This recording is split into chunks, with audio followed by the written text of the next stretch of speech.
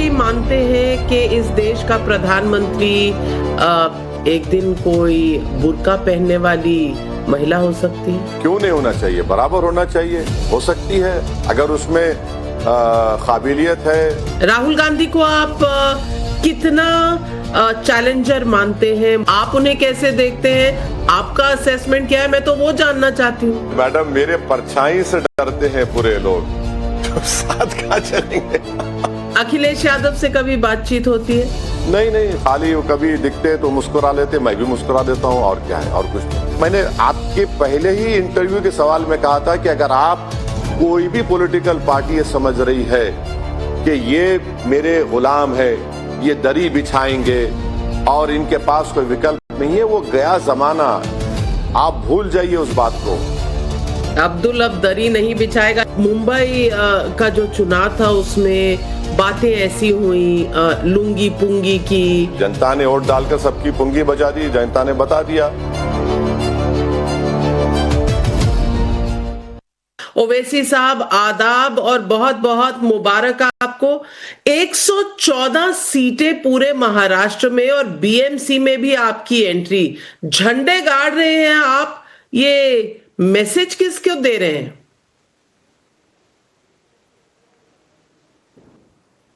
Madam, ये तो मैं तो शुक्रगुजार हूँ अल्लाह परवरदिगार का और हमारे महाराष्ट्र के यूनिट का, खासतौर से इम्तियाज जलील साहब का, कि उनकी लीडरशिप में काम कर रहे हैं। 125 हमारे म्युनिसिपल कॉर्पोरेटर्स कामयाब हुए हैं, तो क्रेडिट हमारे महाराष्ट्र के पूरी यूनिट को जाता है, वारिस पठान को, और वहाँ पर जो हमारे वेरियस जोन्स के ऑब्जर्वर्स थे, यूसुफ पुंजानी है।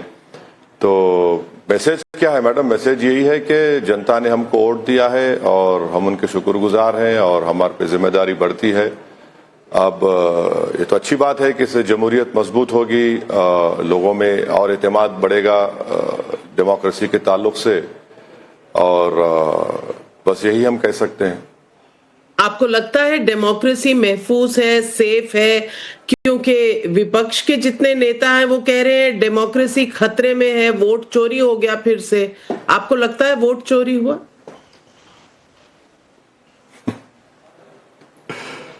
वोटर लिस्ट में तो जो नाम थे, ऐसी कोई शिकायत हमको नहीं मिली पोलिंग के दिन, क्योंकि मैं खुद बड़ा क्लोजली हमारे पार्टी के जिम्मेदारों से फोन पर कांटेक्ट में था।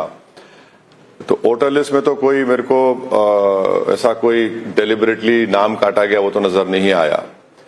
हाँ, ये क्वेश्चन मार्क है कि वो जो इंक लगाना था या जो भी लगा है, बट ओवरऑल मेरे को लगता है कि आजकल इतने सीसीटीवी कैमरास और मीडिया का इतना प्रेजेंस होता है कि डुप्लीकेशन जरा मुश्किल होता है, खासतौर से अर्बन, ये तो अर्बन एरियाज कलेक्शन था म्युनिसिपल कॉर्पोरेशन का। तो ये जरूर बोलूंगा कि जो शेड्यूल अनाउंस किया गया था उसमें कैंपेन करने का टाइम हम जैसे छोटे पार्टी को बराबर नहीं मिला। शायद इलेक्शन कमीशन को नेक्स्ट टाइम ये देखना चाहिए कि आगे कैंपेन के ताल्लुक से भी लेवल प्लेइंग फील्ड होनी चाहिए।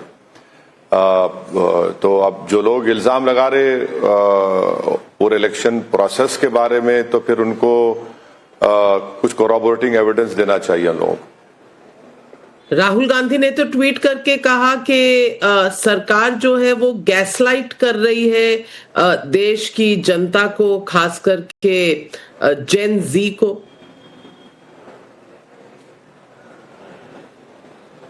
अब मैडम, आपके प्रोग्राम पर अगर कोई कांग्रेस के स्पोक्स पर्सन आते हैं या फिर उनके कोई चाहने वाले आते हैं, तो वो मुझसे ज्यादा काबिल हैं आपके सवाल का जवाब देने के लिए।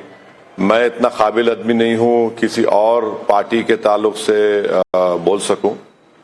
आपने मुझसे पहले सवाल किया था इलेक्शन प्रोसेस के बारे में, तो मैंने आपसे कह दिया कि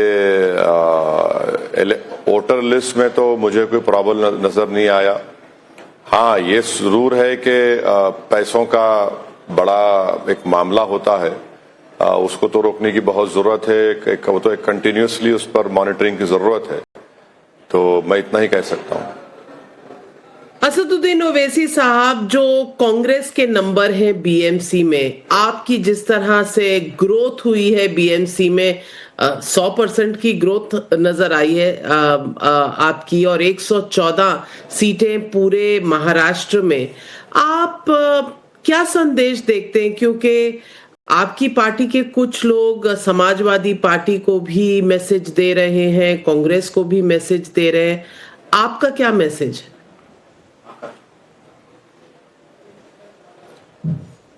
114 नहीं है मैडम, 125 हमारे म्युनिसिपल कॉर्पोरेटर्स जीते हैं।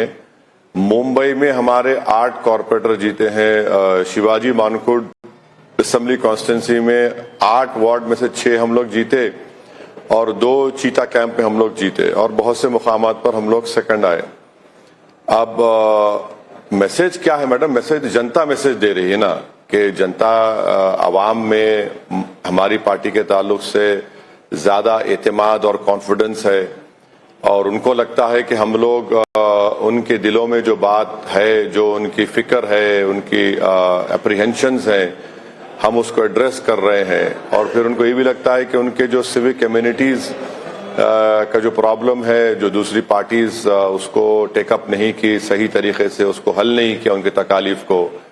तो जैसा मिसाल के तौर पर समझाने के लिए आपके देखने वालों के लिए कि भाई शिवाजी मानकुड असेंबली कॉन्स्टिट्यूंसी में वहां पर तो एक डंपिंग यार्ड बना दिया गया था, बंबई के कचरे को लाकर वहां पर डाल दिया जाता। फिर वहां पर वो मेडिकल वेस्ट को जलाया जाता है। वहां पर कई सीवरेज लाइन का मसला है, पीने के पानी का मसला है। तो ये सब चीजें हैं। तो ये सब चीजें मिलकर और एक लीडरशिप का जो वैक्यूम है और लीडरशिप का जो किसी को मौका नहीं दिया जाता, तो ये सब चीजें मिलती है मैडम। इसी वजह से एक जनता और आवाम जो है अपने कीमती वोट का इस्तेमाल करती है किसी पार्टी और उसी कैंडिडेट के हक में। ओवैसी साहब, अब तक देखा गया है और आपने भी कई बार कहा है कि कांग्रेस जैसी पार्टियां माइनॉरिटी वोट को अपना हक समझती हैं, एक वोट बैंक समझती हैं। आप मानते हैं कि अब जो चुनाव हुए हैं, चाहे वो बिहार के हों, चाहे वो महाराष्ट्र में और बीएमसी के हों, जनता मैसेज दे रही है, और ये मैसेज क्या है?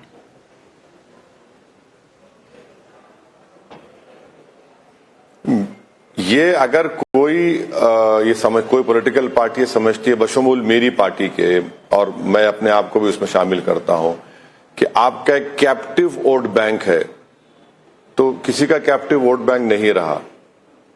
आइडियोलॉजिकली जो आपकी पार्टी से लोग जुड़े हुए, ठीक है, अलग बात है, मगर उससे हटकर अगर कोई समझ रहा है कि भाई बस कैप्टिव वोट बैंक है और अगर हमको नहीं डाले तो ये वहां की जनता के लिए, वहां की प्रॉब्लम्स के लिए या फिर स्टेट के लिए या देश के लिए ठीक नहीं होगा, तो ये तो आवाम तो आजाद है, वो जिस किसी को चाहे वोट डाल सकती है। मगर अगर इस तरह की कोई सोच रख के आगे बढ़ना चाहता है राजनीति में, सियासत में, तो मैं समझता हूं कि फिर उनको ज्यादा फायदा नहीं होने वाला है।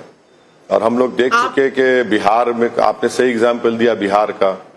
अब बिहार का आप देख लिए, बिहार में क्या हुआ। जो लोग ये समझ रहे थे कि भाई हमको छोड़कर नहीं जा सकते, जहां पर ऑल्टरनेट या विकल्प नजर आएगा, मुतबादिल नजर आएगा, और वो लोग ये समझते कि भाई इस मुतबादिल से मेरा आइडेंटिफिकेशन है, और उनको लगता है कि मुझे ज्यादा इन पर कॉन्फिडेंस है क्योंकि ये उस तरह की बात कर रहे हैं, कोशिशें कर रहे हैं जो हम चाहते हैं। तो इसमें एक उस सेक्शन का एक रिफ्लेक्शन भी होना चाहिए। अगर आप उसको नहीं देख रहे हैं और आप ये समझ रहे हैं कि एक फ्यूडलिज्म बोला जाए उसको, या फिर आप ये समझते हैं कि भाई हमको छोड़कर किसको वोट डालेंगे, तो वो तो अब वो जमाना खत्म हो गया। अभी आपको लगता है वाकई ये जो सेक्युलर पार्टीज, क्योंकि आपने ऐसा कहा भी है अपनी स्पीचेस में कि ये सेक्युलर पार्टीज ने बिट्रे किया है आपकी कम्युनिटी को, किस तरह से बिट्रे किया है ओवैसी साहब, और किस पार्टी की तरफ आपका इशारा है? देखिए, अगर आप पार्टीज की बात करेंगे तो 11 साल में बीजेपी का रिकॉर्ड भी आपके सामने है, देश के सामने है। हर महीने में किसी ना किसी एक दिन न्यूज आती है। अब रिसेंटली बालासोर में एक मोहम्मद कामरान को, या जो नाम है मुसलमान को, मॉब लिंच कर दिया गया। अब जो पार्टीज पावर में रह चुकी हैं उनका अगर आप ट्रैक रिकॉर्ड देखेंगे और फिर आप उसको एम्पिरिकल एविडेंस से जक्स्टापोज करके देखेंगे तो फिर वो तो उनका तो कोई रिकॉर्ड कोई बेहतर नहीं है। अब बताइए कि अगर कोई मुझसे आकर ये सवाल करे कि भाई मुरादाबाद में 1980s में ईद के दिन ईदगाह, मुरादाबाद की ईदगाह में जलियांवाला बाग से ज्यादा मुसलमान पुलिस फायरिंग में मारे गए, किस पे जिम्मेदारी आती है? जाहिर है उस वक्त की सरकार पर आती है। अब आप आसाम का दिल्ली मैसेकर देखते कि यकीनन वाजपेयी साहब नहीं है दुनिया में, उनकी स्पीच हुई, उसके बाद फिर एक बहुत बड़ा राइट हुआ आसाम की असेंबली में, शायद उसकी रिपोर्ट भी टेबल हुई। फिर सच्चर कमेटी है, वो देख लीजिए। फिर उससे पहले गोपाल सिंह कमीशन है, उसको देख लीजिए। फिर मोदी सरकार जब आई तो आप कुंडू कमेटी की रिपोर्ट देख लीजिए, उसके कोई फॉलो अप नहीं है। तो फिर यूएपीए का जो कानून बनाया गया था, जब Chidambaram as a home minister, वजीर दाखिला, गृह मंत्री थे, उन्होंने जो कानून बनाया था, मैं वाहिद आदमी था, एमपी था जो उसको अपोज किया था, और मैंने कहा था कि इसका इस्तेमाल अल्पसंख्यक समाज, मुसलमान, दलित, आदिवासियों पर, इंटेलेक्चुअल्स पर होगा। और वही सेक्शन 15A जिसकी मैं मुखालिफत किया था, उसका एक मैंने बताया था कि इसका इस्तेमाल होगा। आज आप देखते हैं कि सुप्रीम कोर्ट उसी 15A का हवाला दे रहा है।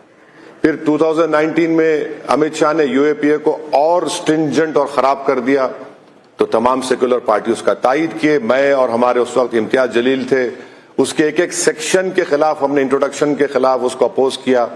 फिर हमने कहा कि इसका इस्तेमाल गलत होगा। देखो, मिसकैरेज ऑफ जस्टिस का वर्ड इस्तेमाल किए थे, आज आप देख रहे हैं मिसकैरेज ऑफ जस्टिस हो रहा है।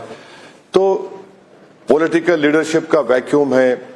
और ये आखिर क्यों ऐसा होता है कि जहां पर मुसलमान ज्यादा रहते हैं वहां पर डेवलपमेंट क्यों नहीं होता? ये तो फैक्ट है। आपको अगर किसी को ऊपर वाले ने आंखें दिमाग दी तो नजर आता है, आपको वहां पीने का पानी नजर नहीं आएगा, मुसलमान या दलित स्पेशली। तो ये सब डिस्क्रिमिनेशन की तो मिसालें हैं। तो जाहिर है सरकार किसकी है। अब आप देख लीजिए औरंगाबाद में पिछले 10-15 साल से बीजेपी का महापौर मेयर बनता है। पानी की किल्लत है, 6 दिन 5 दिन में पानी आता है, तो डेवलपमेंट नहीं होता है।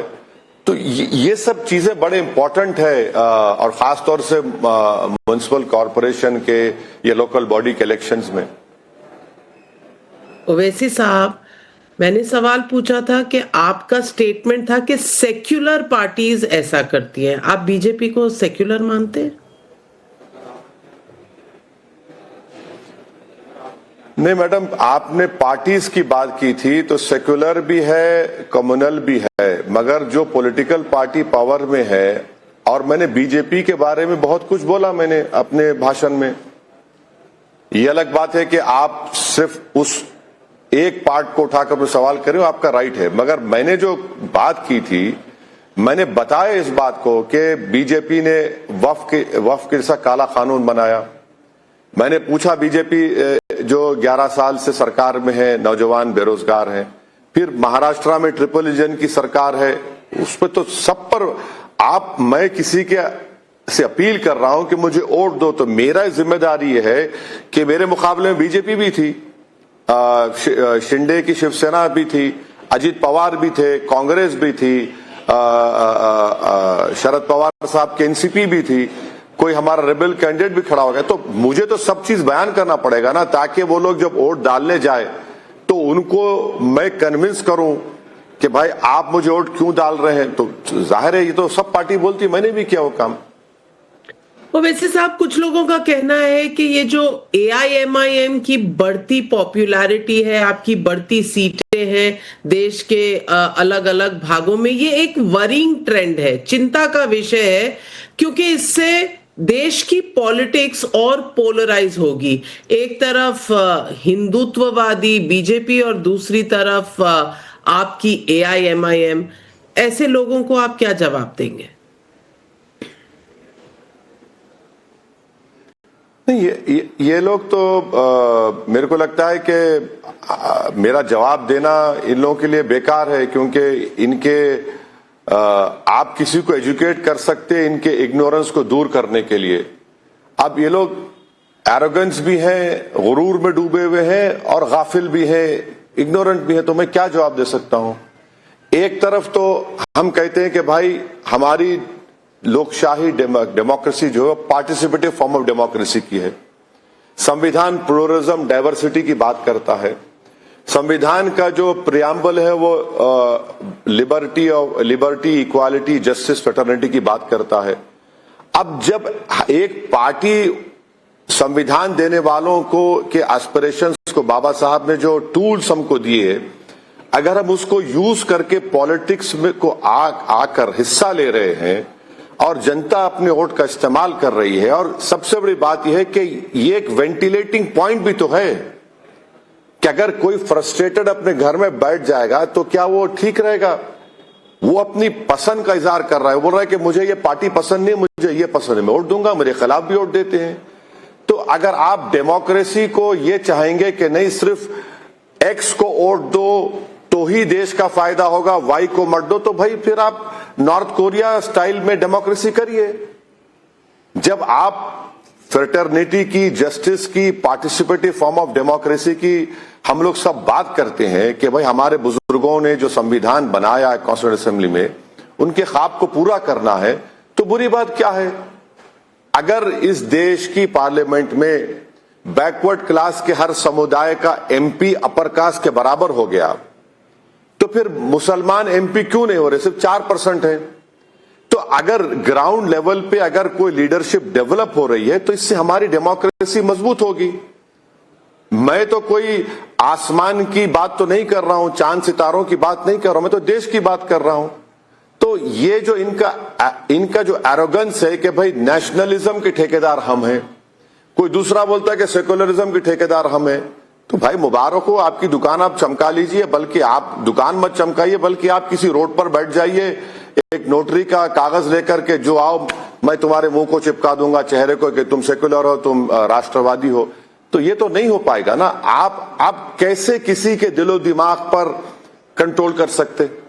नहीं कर सकते। यही तो जमहूरियत की खूबसूरती है, यही तो फ्रीडम की जो हम बात करते, ये फ्रीडम हमने दिया तो जनता उसको इस्तेमाल कर रही है। तो इनको परेशानी क्यों हो रही है? इम्तियाज जलील मैडम एक एमपी था, मुस्लिम एमपी, पूरे महाराष्ट्र के 40 ऑड लोकसभा सीट में, सब कम्युनल सेक्युलर मिलकर उसको हरा दिए। वो कामयाबी है क्या? आप बताइए। महाराष्ट्र में एक मुस्लिम एमपी नहीं है। इसकी जिम्मेदारी किस मुझ पर है? और हम बोलते कि नहीं हम पार्टिसिपेटिव फॉर्म ऑफ डेमोक्रेसी है हमारी। तो फिर अगर पार्टिसिपेटिव फॉर्म ऑफ डेमोक्रेसी है हम, और होना भी चाहिए, तो फिर इतने कम मुस्लिम एमपी क्यों जीतते, एमएलए क्यों कम जीतते? और 3-3 बार नरेंद्र मोदी इस देश के प्रधानमंत्री, जनता ने उनको बनाया। ठीक है, हम आइडियोलॉजिकली कंप्लीटली उनको अपोज थे, अपोज करते रहेंगे। आपने उनको रोकने के लिए क्या किया बताइए? अगर बीजेपी 11 साल से सरकार में है, वक्फ का कानून किस लिए बनाया गया, CAA किस लिए बनाया गया, UAPA के कानून को अमित शाह जब लेकर आपने सपोर्ट क्यों किया? आपने बिहार में जब हमने कहा कि हमको साथ ले लो, आपने नहीं लिया, आप हार गए। किस किस की जिम्मेदारी? आप कितने, सिर्फ भारत के मुसलमानों की जिम्मेदारी है क्या ये कि बस आपके साथ रहे तो हम बड़े अच्छे, नहीं रहे तो फिर आप ये डेमोक्रेसी के लिए ऐसा हो रहा है, फुला हो रहा है? अरे डेमोक्रेसी को अगर आप बात कर रहे हैं तो उसका स्पिरिट भी तो समझो आप। लेकिन ओवैसी साहब, एक तरफ आप कहते हैं कि देश की जनता ने प्रधानमंत्री को जिताया है, 3 बार प्रधानमंत्री बनाया है। दूसरी तरफ आप कहते हैं कि सेक्युलर और नेशनलिस्ट ने मिलकर इम्तियाज जलील को हरा दिया। जनता ने हराया ना, किसी पार्टी ने तो नहीं हराया होगा। मैडम बिल्कुल सही है, नहीं बिल्कुल सही है, मगर रियलिटी औरंगाबाद पार्लियामेंट इलेक्शन की यही रही कि सब मिल गए, बोले कि वो अपना चुनाव बाहर होगा, यहां पर इम्तियाज नहीं जीतना चाहिए।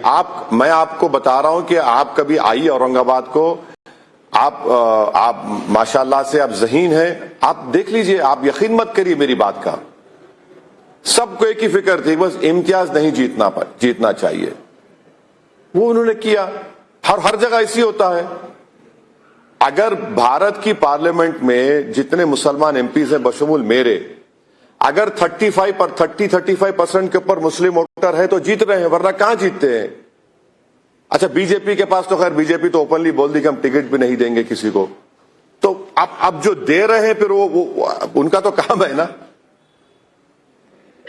ओवैसी साहब, मुंबई का जो चुनाव था उसमें बातें ऐसी हुई, लुंगी पुंगी की, अन्नामलाई को रसमलाई कहा गया, बिहारियों के खिलाफ, नॉर्थ इंडियंस के खिलाफ।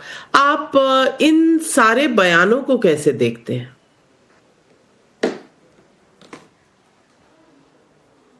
अब मैडम रिजल्ट आ गया, जनता ने पुंगी बजा दी, किस्सा खत्म। अब क्या करेंगे? अब क्या वो बोल के फायदा क्या है? जनता ने वोट डालकर सबकी पुंगी बजा दी, जनता ने बता दिया।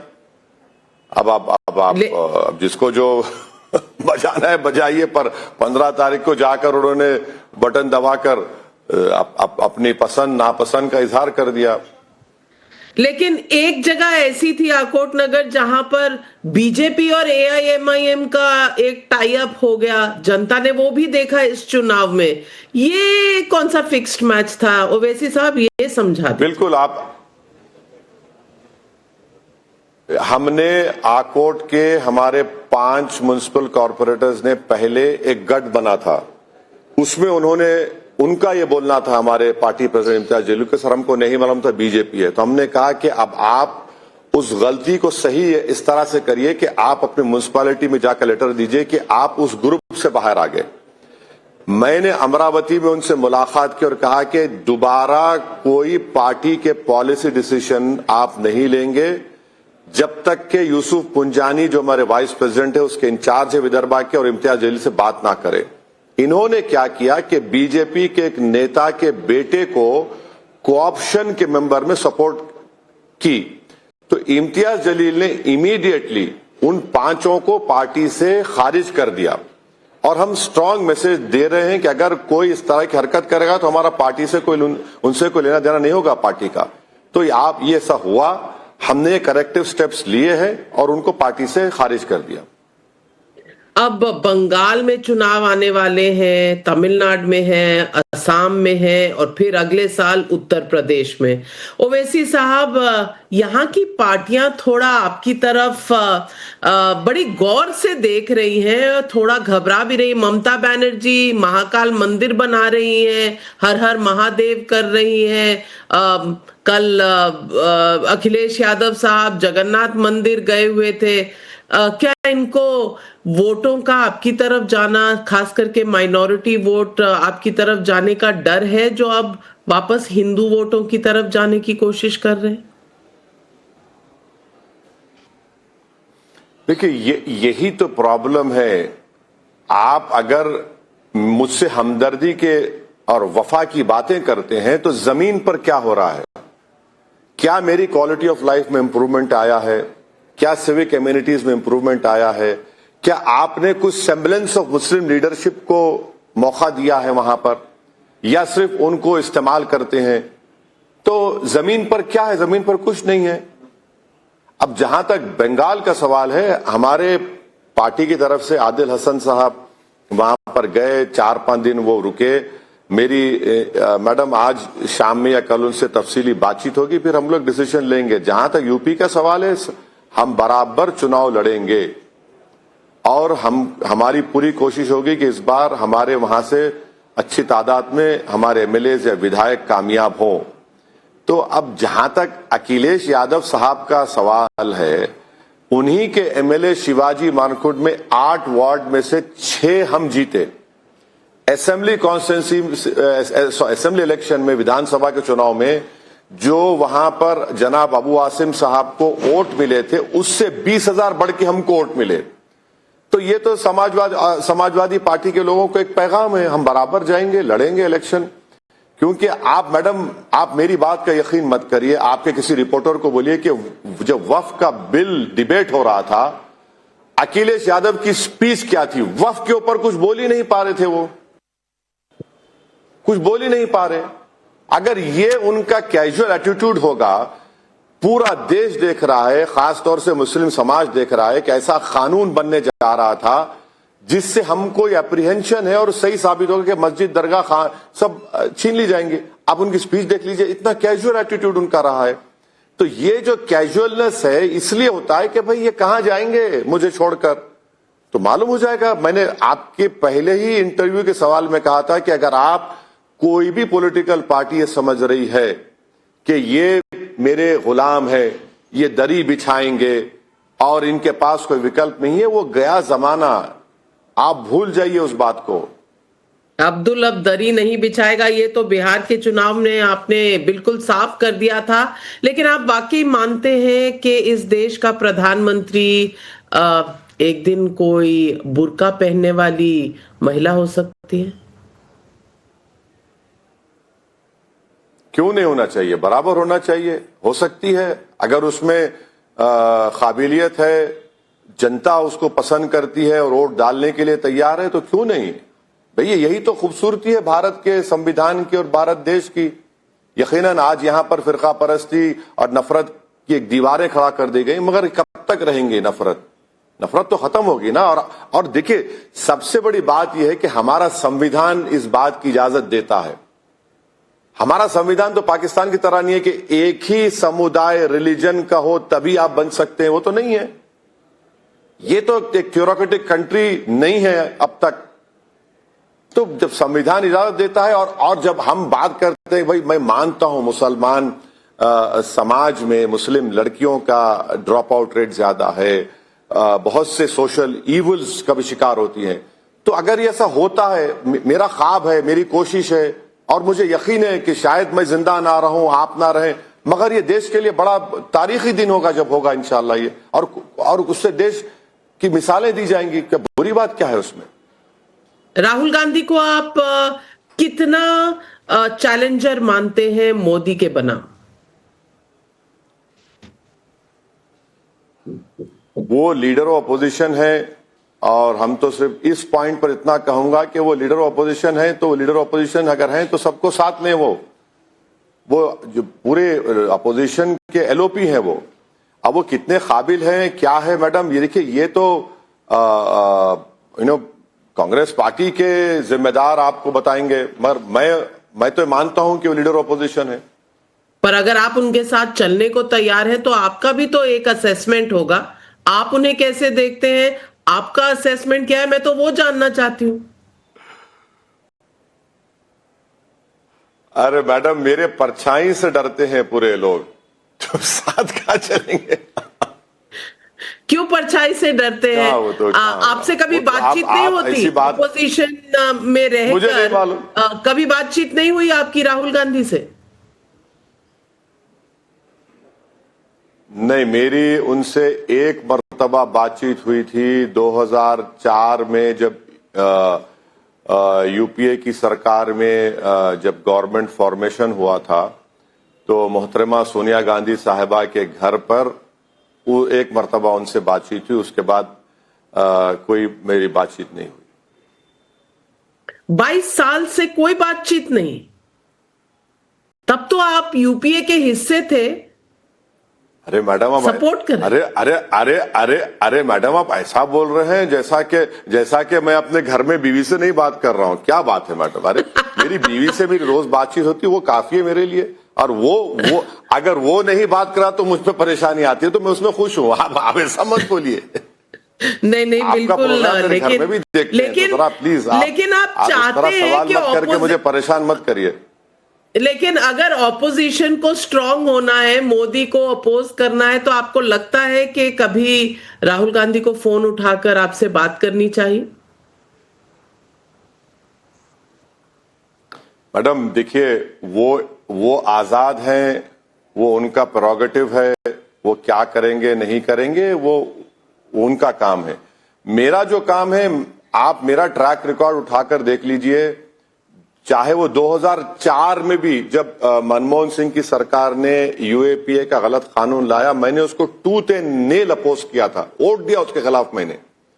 2014 से अब तक देख लीजिए, पार्लियामेंट में जो मेरा रिकॉर्ड रहा है, मेरे को तो बीजेपी के लोग बोलते कि यार नया बिल ला रहे, तुम फिर डिवीजन कराओगे क्या? हर चीज पे डिवीजन कराता हूं मैं, अब ताकि मालूम तो हो जाए कि ऑन रिकॉर्ड ये बात साबित हो जाए, देश को मालूम हो जाए कि भाई इस तरह का एक गलत कानून लाया गया था और असदुद्दीन ओवैसी और एमआईएम पार्टी ने उसका अपोज किया था। तो मैं तो वो कर रहा हूं और करते रहूंगा।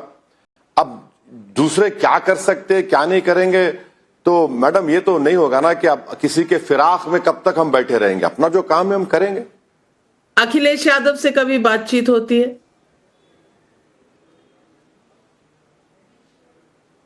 नहीं नहीं, खाली वो कभी दिखते तो मुस्कुरा लेते, मैं भी मुस्कुरा देता हूं, और क्या है, और कुछ नहीं है।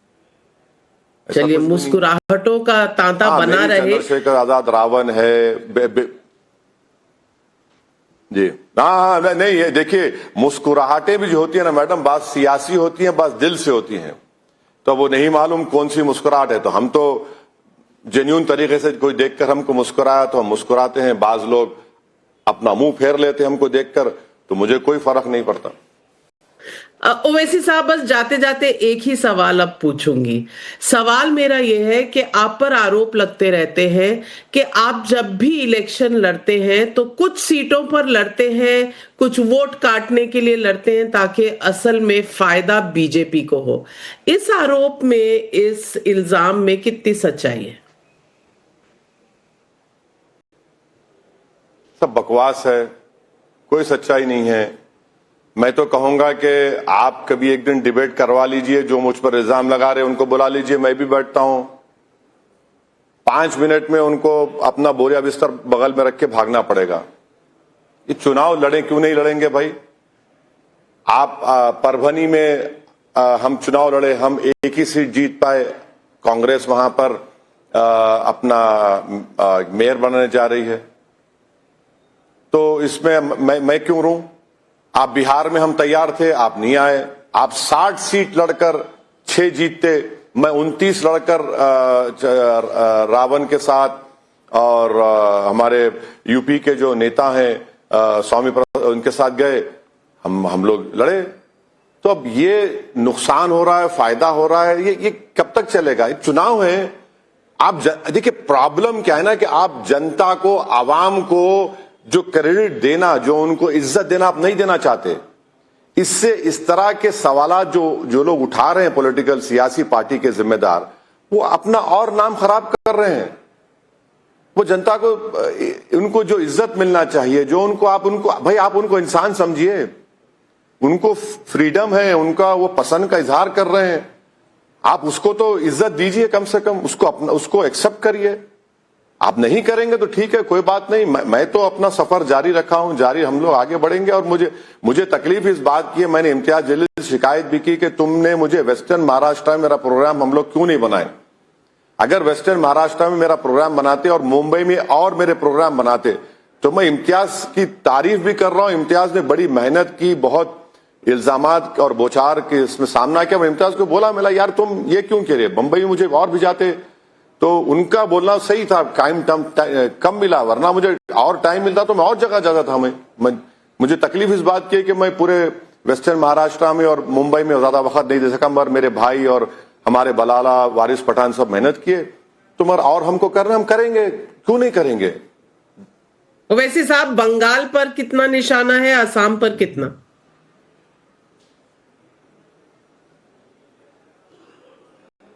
मैं आपसे बताया कि आदिल हसन साहब को हमने अपना ऑब्जर्वर बना के भिजाया है, उनसे गुफ्तगू करेंगे। अभी सरसरी मेरी गुफ्तगू हुई आदिल साहब से, तो हम फिर बैठ के बात करेंगे और फिर उसमें कुछ फैसला लेंगे मैडम। चलिए, मुझे लगता है कि पिक्चर अभी बाकी है, लेकिन महाराष्ट्र और मुंबई के परफॉर्मेंस के लिए आपको बहुत बहुत मुबारकबाद।